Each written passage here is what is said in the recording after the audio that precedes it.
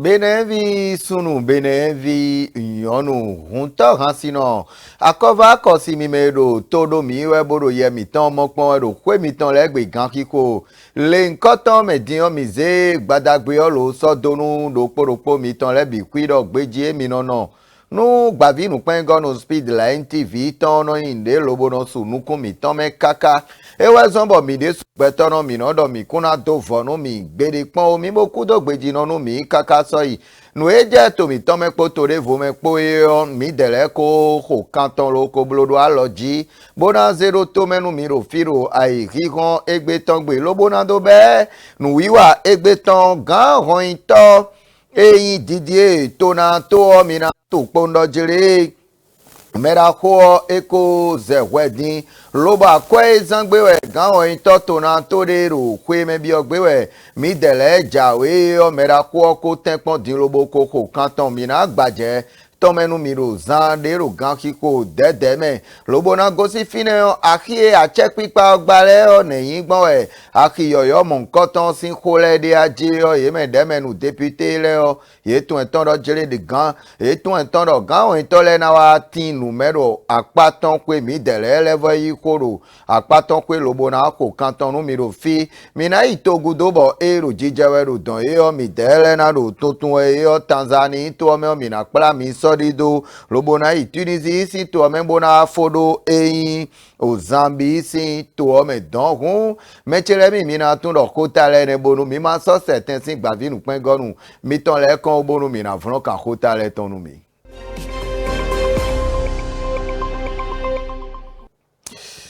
Mi kudo me pipon kudo iye ipo ma wa jalono we mi na zero afonu mi pondo jere jogun won ni yin mi dele tan kwe bi kwinu bonu mi na no ganji bona no pon nu yiwa yin gbavinu pen gonu mi tan alosu otan mi na donu mi pondo jere gan on ito eyin omedako sisi jeka Joseph Tonato káwọn ìtọ́ tòun tó dìde ńdọ́gbọ́nú mi rò fi ọ́ mi náà tún pò ńdọ́jẹ́rẹ́ káwọn ìtọ́ gbẹ́tàn délẹ́ ọ́ yéé dẹ̀lẹ́ kó dídó dẹ́mẹ̀nugungba sádán ló kó ìtìmẹ̀ àkọ́ ẹ̀ zangbéwẹ̀ yéé dẹ̀lẹ́ jàwé rò eyín kwemẹ̀bí ọgbẹ́ mi jàwé wenu ye dele o ye itime o mina tun pono jere ohon ito tonato eye koto akwe izangbewe jawe ro kwe mebi ogbe mi jawe o ede su koto bi kwido aloton jilo itimenu ye me demenu député le mi kodoi lobo yi kole o etimenu mi do yovo français gbe me de etime gbon e o mina bi o mi pono jere mi ni pon yele lodo tobodo mo jemeton chobonu mi dele na le ko abona gbaje ton menu mi ro Le ministre du Cadre de Vie et des Transports bénéficie du plus lourd projet de budget sectoriel au titre du projet de loi de finances gestion 2024. Les crédits ouverts sont évalués à plus de 410 milliards de francs CFA pour la poursuite de la mise en œuvre diligente dans le secteur des projets majeurs du programme d'action du gouvernement PAG 2021-2026. Ces ressources budgétaires battent le record de celles de tous les ministères sectoriels. Les projets phares, je vais commencer par le secteur infrastructure et transport. Vous avez dû voir, c'est la consolidation, le renforcement et la finalisation de tous les projets qui ont démarré sous le PAG 1. Les grandes infrastructures de transport, le port autonome de Cotonou est en rénovation, modernisation, extension. C'est pareil pour l'aéroport international de Cotonou. Le réseau routier a été construit à plus de 1600 km. Nous allons poursuivre. Et donc voilà, c'est les infrastructures économiques pour développer le territoire, accélérer la transformation structurelle de notre économie et favoriser le développement, la production agricole et autres. Maintenant, nous avons les autres domaines dans lesquels nous avons beaucoup travaillé jusqu'à présent. Le domaine de l'environnement et de la gestion des ressources naturel, il y a tout ce qui concerne les interventions que nous faisons pour faire face aux effets du changement climatique, la lutte contre les inondations, la protection côtière, la réhabilitation des forêts classées, le reboisement intensif, la conservation de la biodiversité, l'aménagement de nos parcs et tout ça. Donc sur ce plan-là, tous ces projets vont continuer. En ville, le projet asphaltage va se poursuivre. L'assainissement pluvial va sortir de Cotonou et aller vers les villes secondaires. Nous avons 8 villes secondaires qui vont être traitées en assainissement pluvial. Et tous les autres projets d'aménagement paysager, par exemple, nous avons un projet qui s'appelle le verdissement de Grand Nokoué, où toutes les voies aujourd'hui aménagées, toutes les zones assainies, le PAPC qui se met en place va recevoir de l'aménagement paysager pour amplifier un peu et améliorer davantage ce cadre-là. Et tout ce qui s'est fait sur le front de la construction de l'habitat. N'oubliez pas que nous sommes très avancés dans le programme des 20 000 logements. Cette année, assurément, nous allons commencer la mise en consommation de ces logements-là. En dehors de Rouedo, nous avons plus de 10 000 logements construits. Les autres sites ont démarré. On est en train de finir le site de Porte-Nouveau. On est sur le site de Parakou. On a fait Ouida, on a fait Alada. Donc, plusieurs autres sites intermédiaires de production de logements vont également se poursuivre. Nous allons terminer la cité ministérielle, terminer la cité administrative, et puis également, avec beaucoup de chance, terminer aussi le siège de l'Assemblée nationale par la grâce de Dieu. Les députés ont d'abord apprécié l'ampleur du travail fait, la suite dans les idées, dans la mise en œuvre du PAG depuis le PAG 1. Le fait que notre pays est en train aujourd'hui de traiter la facture en matière d'équipement. Le gap que nous avons avec les autres pays de la sous-région et avec le monde en termes d'infrastructure et de qualité du cadre de vie est traité de façon intensive, et ça a beaucoup été apprécié des honorables députés. Mais ensuite, chacun dans les secteurs différents avait des préoccupations particulières. Est-ce que la route qui désenclave mon secteur a été prise en compte, ainsi de suite. C'est normal. Au-delà du mandat impératif, c'est normal de s'assurer que tout le territoire est en train d'être aménagé de façon équilibrée. Et là, j'ai bien rappelé que nous sommes bien axés sur la stratégie 7, qui est le développement équilibré de l'espace national, que nous travaillons en nous inspirant de l'agenda spatial du Bénin, et que, assurément, nous avons la grande métropole de Cotonou et le Grand Nokoué qui est la locomotive, mais nous avons également des pôles de développement qui sont des pôles alternatifs, que sont les villes secondaires, que nous allons traiter avec autant de soin en essayant de les connecter effectivement, parce que le cahier des charges que nous avons reçu du chef de l'État, c'est que les 77 chefs-lieux de communes du Bénin en 2026 soient totalement connectés par une voie bitumée. Et ça, cet objectif-là sera également atteint. Beaucoup de questions ont été posées et nous allons faire le traitement diligent qui sied à ça pour répondre à la représentation nationale. Romina tumpondo jile gan hoito José Tonato yetone mimone hoidodo yovo français gbemedo cleume ponwewe yinwedo jile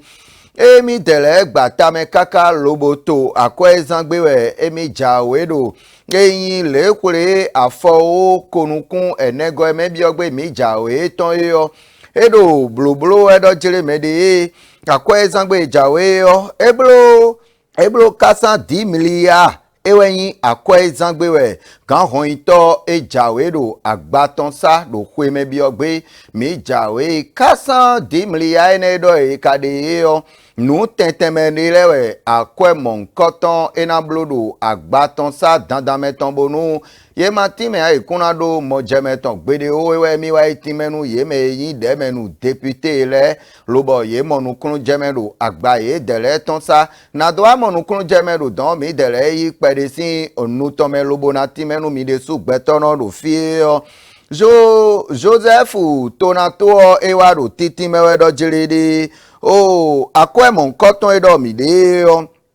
ezekwene yenabolo eyin zongliten miton au port autonome de Cotonou yenabolo lobo ena jacho ena levo bolo lobo ena yonkpon lobo na jacho hude edegbon do fine deji eno eblo zongliten miton port autonome de Cotonou et les ankwedo fine lobo bolo yo akwedo poine na desime lobo na levo ibolo eyin jome hun jaiten miton aéroport Cotonou ton et aéroport Jomeunja était Dako Beneto autant aéroport mi-temps et na bolodo lobo et na levo yon pon lo na je hungbe lobo na je o gangbe oh fie alima de aleo ye na tenkpon lobo na blo ali do fi mon coton do Beneto mi-temps me yo mi na tun po no jere gan o to na to e gbaje ton me lo ti me lobo mi dele do na ti me no mi bo mi na tun ni lo dakwi ton me o gle mi-temps gle si mi-temps le o bondo jele ye dele ka le gleo me ye le gleo boya jinu kun leo bonu ye ze lobo na isado to de vo me vla vo bona mon kweo me ya lide jiwe moto ina be agban eton ene leo jinu kun ye ton ene leo alide jiwe na gbon ache hun na tenpon lobo alina tin lo tin gbenu gresi mi ton le dandan me ton de ji o de vo do fine lobo yin to mi ton Beneto me on kade le de lobo tọ̀nà ya ò gbà mí lò kàmù kọ́tán lẹ́mẹ̀ àtsẹ́ pípa tẹ́pọ̀n ló kò kán káká ló bọ̀ dé ìnà wá gbọ̀n ló bọ̀ tọ́ma sọ́nà gbàgbé nà ẹ́vi sunu kpodo ìyànnú kpo àyè àtsẹ́ pípa lò àyí tán kán wẹ́ bọ̀ kweme bí ọgbẹ́ mi jàwé tọ́ sọ́nà gbàgbé nà ẹ́vi dé gbèdé pọ́n lò Beneto mi tán mẹ́ gbèdé ha. Apade vokwe bonu mina pon o mina modo jere projet asphaltage o eneo idona tenpon lobo na ledo kan dren na we lobo projet asphaltage o na kporo nu kon ido ede sous taundo to miton Beneto o men o projet 20 000 logements on yeko be lo koro bloblo e kaka lobo e kalavi wedo don yeko bolo je fide lo kofo din a chepipa wa tun eton do jere mede yena level dren kanu 20 000 logements et na dren kana kandi dren na tonti akpakwe o yena wa ikogbonu ayino vile gbeji don ajache kolibaje o yena drondo don we wa yi don do 10 000 logements yena sodote lobo na blo men karo na soro tewe a check pipa do poje na so eni odo te lobo gan to gbasa to na to pache na ejenja pe nu kundo nu mon koton nu hun 10 000 logement ye na soro te do hogbonu ayi no vile gbeji we a o para kusin to ko me dan we a o grekwe wida dan 10 000 logement na gbon fi enele bi kwi eyin alada dansa dan ina level so lobona ina so 10 000 logements bon fi mon coton le lobona mbolo dandameton lobo ina jacho lobona ko ume o de menu gungba sa yoyo egba e kade ru kogbonu ayi no vile gbeji don lobo yin assemble si hoyoyo bo ero gbigba we din yo ewa titi mewe dojire gbonu maudo ami janwe o akwe epo lobo yena zaro ko mon coton bo na do yin fifoto de yena level zan akwe mon coton lobo maudo amion yena foko bi gbidigbidi lobo yeme yin de menu député le na bieme lo na jazo waji cho lobo ache tona yin kuku to yo mina tu pondo kreume o merako o tonato gan to mon coton e wa time lobo dodo akwe zangbe mi jawe do lekle afo konukun enego emebi ogbe mi jawe yo kleume onu e bologbe we kwe mon coton le jawe do o sonu won ene merako e time do o kleume ne merako tinu mon coton medo kleume mi na gosi apaye ton pe lona dido kogbonu ayi no vile gbeji don lobo na yi demenu gungba sa mi ton assemblée lona timenu mi pondo jile demenu gungba sa assemblée don yeme yi demenu le ye tun eton do jile mede na yolo gan hoin toledo kodeledo pipacha ye we de suta un kotelewedo pipacha ye delewe akieyan kirobo ido igba sonu do Beneto mi tomele neyin gbon we akiole de ido na wa lobo na time podo ko epo le pon na bi o mi pondo jele demen gungba sa don mi na di do lobo de yeme o demenu le yero ko kambio gan hon itole we gbon yo mi na pon yele bona tunu do alitonu lobo mi na le ko wa. Monsieur le ministre, qu'est-ce qui bloque les travaux de construction des marchés de Djougou et de Parakou? Le délai de mise en œuvre sera-t-il vraiment respecté? Parce que les populations des quartiers riverains à ces marchés ont des difficultés à circuler librement. Déjà, dans notre pays, on a un souci. Pas seulement dans notre pays, dans la sous-région, le problème d'emploi se pose. Et ces personnes qui étaient dans une activité à qui on a voulu faire du bien, en les délogeant. Et l'on n'a pas réussi à leur trouver un site de relogement. Ça pose un problème. Ça pose véritablement un problème. Moi, je voudrais savoir un peu, pourquoi ça a été pensé ainsi, pourquoi on n'a pas cherché à les reloger forcément. Je vais faire un plaidoyer à deux niveaux. Le premier niveau, c'est de faire en sorte que, effectivement, les femmes puissent occuper ces marchés, et pour autant que c'est fini. Le deuxième niveau, c'est les voies d'accès. J'en ai parlé hier. On construit le marché de Glazoué tel que c'est fait, mais les voies d'accès, vous n'avez pas idée, c'est ça que j'ai cité. Depuis même à Plaroué, là, les gens viennent au marché de Glazoué. Le marché de Dantokpa, nous le savons tous, était insalubre, par exemple. Et ce n'est pas mon collègue Amad Gansé qui me démentirait le nombre d'incendies qu'il a fallu éteindre dans ce marché. Et le marché n'est même pas fait pour que les sapeurs-pompiers viennent éteindre le feu. Voilà. Donc, la stratégie qui consiste à, on va dire, décentraliser, à faire des marchés de spécialité, à spécialiser nos marchés, est une bonne stratégie pour une ville fonctionnelle, opérationnelle, comme je le dis. Je voudrais remercier le gouvernement parce que, à travers ce projet, le gouvernement met à l'abri nos sœurs, nos mamans, les usagers des marchés. Le gouvernement les protège contre les incendies. Le gouvernement les protège contre l'arnaque, l'escroquerie qui était organisée entre-temps quant aux redevances à payer. Ce qui se fait dans le pays nous met vraiment à l'aise et nous savons que nous pouvons nous comparer ailleurs. Le président Talon a l'habitude de dire que sa référence ne serait pas ceux qui sont comme lui. C'est-à-dire que ce n'est pas encore ceux qui sont à la même hauteur que le Bénin. Sa référence, c'est ceux qui dépassent le Bénin de loin. Et je crois que les halles, c'est ça, comme ça qu'on les appelle, les halles tels qu'ils sont en train d'être construits, nous mettent vraiment à la hauteur de la concurrence. Romina tunda jelemede demenu gungbasa mitan asambele do khogbonu ayino vilegbeji don ewe mi gosin lobo mi dele de so mimo yele pon lo na tun pondo jele ye me demenu député mi tan le o e dele we yolo achepipa lo tun etan do jele kodele do dobudo emi we lobo edona wa lobo na wa timenu emi nu o to ezonbo nu le do mo chiwe bo ye na tun nu do ali tonu deji ho de telewe kado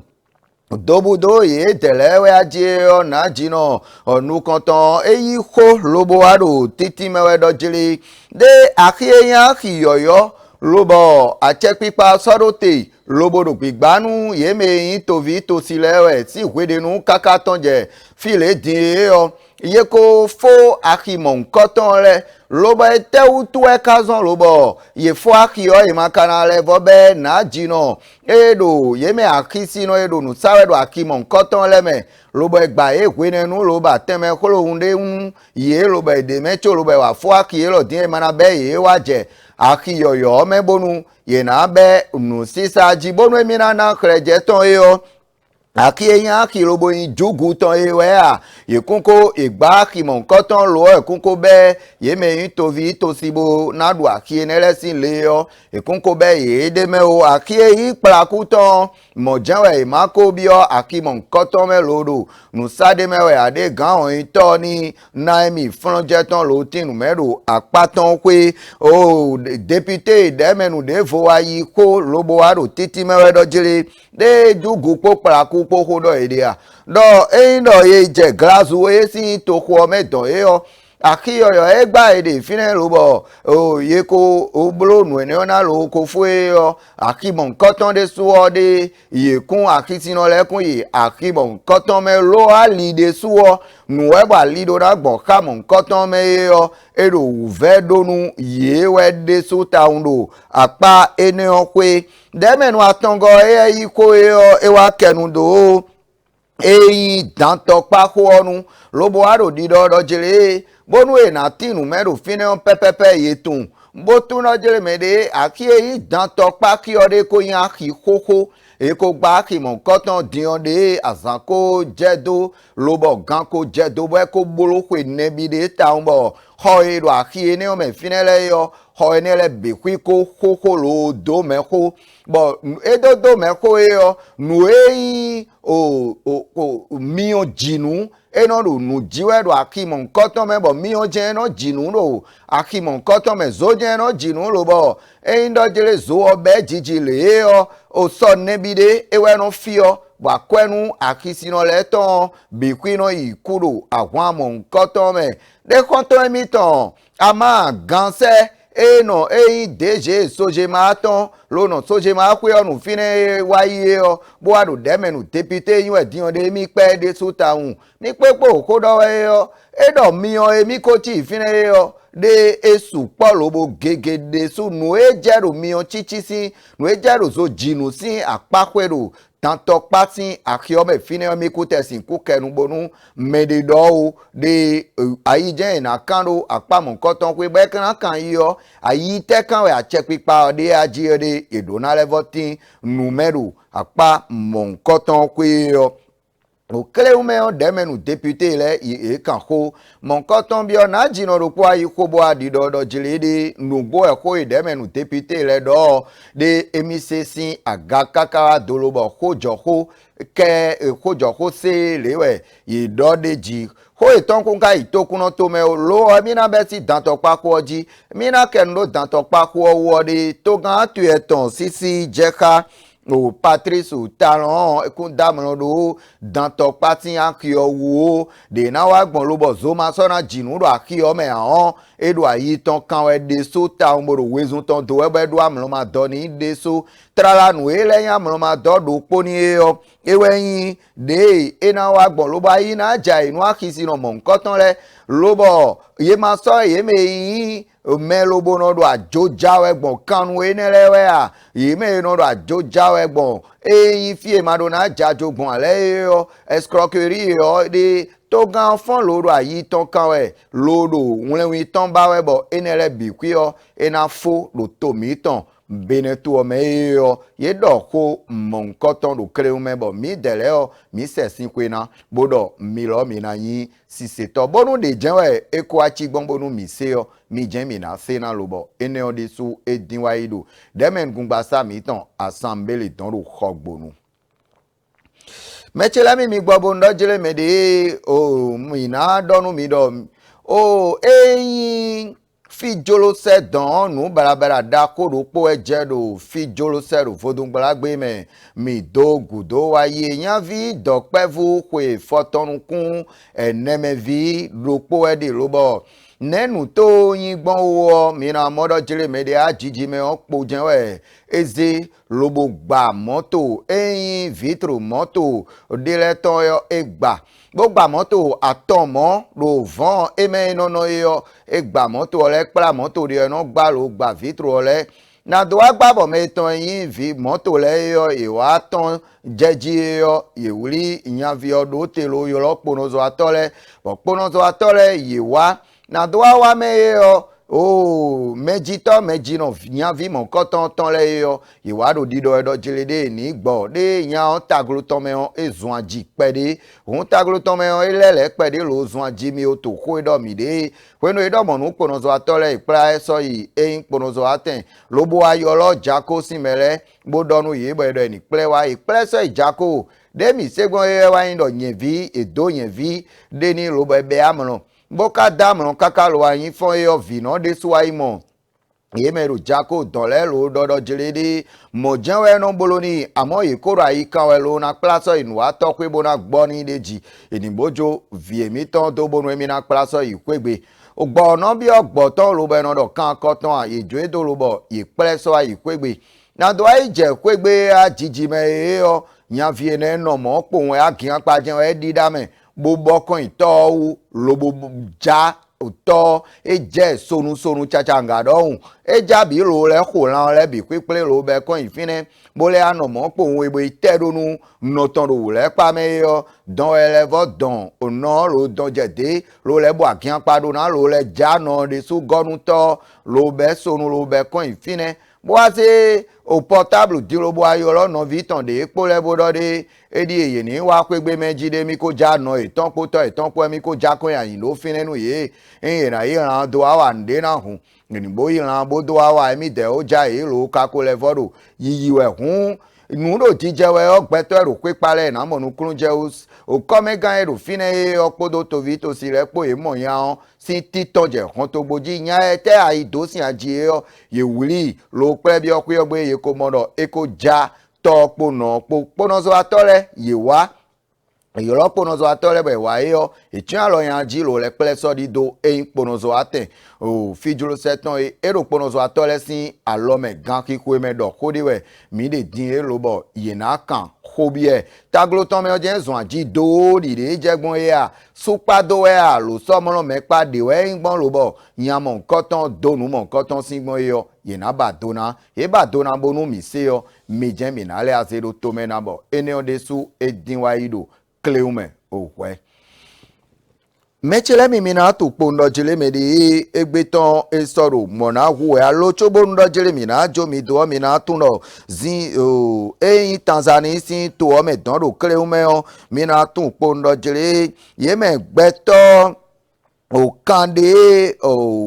kande fotonu kun we eweyin martin toro eyin to ome don etel to ezon lobo ye dele kado yin martin to aje omi na tun lojire o to egbanu lo don lobo nu barabara mo nkan ton do yin o jije to kanado aje yo to gan don ton e wa kan yi lobo ton eton ro ne ina blogbon bo nu mo nkan ton ma so na jero eyin Tanzania sin to ome han a che pipa don ton do wezun do edin lobo nu ene jebo inu barabara jero Tanzania to ome e ma sona yin lobo na je bo e ma sona mo o gbede ponbo mi ko kan tonu mi do Cleume bo eni olo wa yi efore ji ovo e no vode sa be na vie mi na tun ro vivo nu wa we mi denu egbeton o mi na ze egbeton do mo bo na dogbe nu ye me go alo nu mi bo mi mo ye che pon le o mera ko Josué kankoi e epodo o Jean logbopo ye we go alo nu mi ro fi bo mi mo ye che pon bo se egbeche da zorolo yen we ko kan ko tale ton nu mi ro fi lo bo mi si se toro kwe mi ton le gbe lo tun ni ro ali ton nu Romaric dosa e de so ko podonu mi dandan meton ma o fon mi je so ejawe yo ko tayoyo e na le je alo mi ton me o mi na le ayin si se ton mi dam lo nu adaja mi ton ni izan e iso